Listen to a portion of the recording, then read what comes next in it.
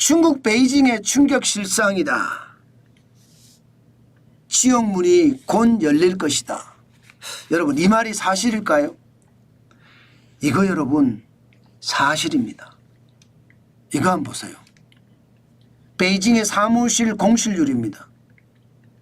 갤럭시 소호 베이징 둥천구에 있는 랜드마크입니다. 공실률이 50%예요. 여러분 갤럭시 소호라는 빌딩 여러분들도 보셨죠? 어마무시합니다. 그리고 마치 베이징의 랜드마크라고 했잖아요. 상징물처럼 느껴지는 곳이에요. 그런데 거기에 공실률이 50%. 와 진짜 심각하죠. 여기다가 왕징소호도 마찬가지예요. 베이징 차오양구에 있는 곳입니다. 여기는 공실률이 60%입니다. 60%. 이 정도면 여러분 지금 중국 경제가 어느 정도인지 확실히 보여준다고 생각합니다.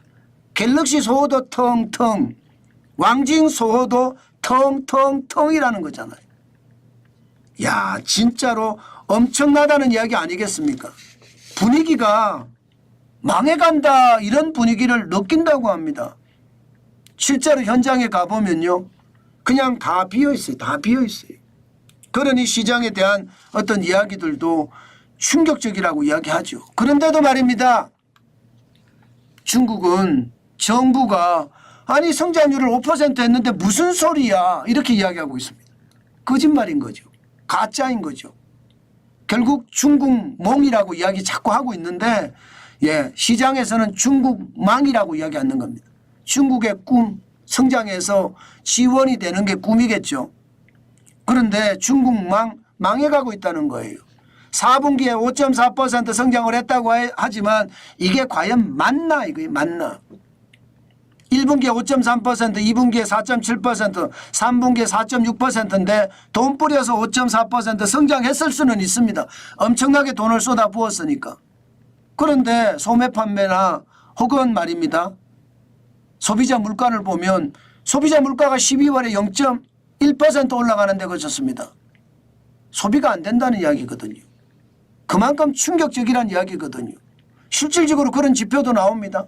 지금 보세요. 중국 요식업체 폐업 규모입니다. 2022년에 51만 9천 곳이 폐업을 했습니다.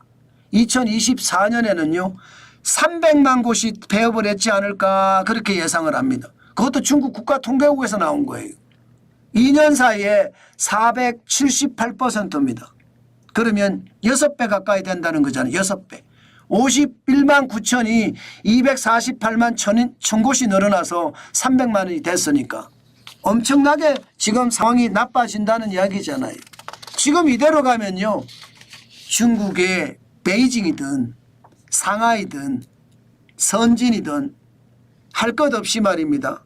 지옥문이 열릴 거라고 이야기합니다.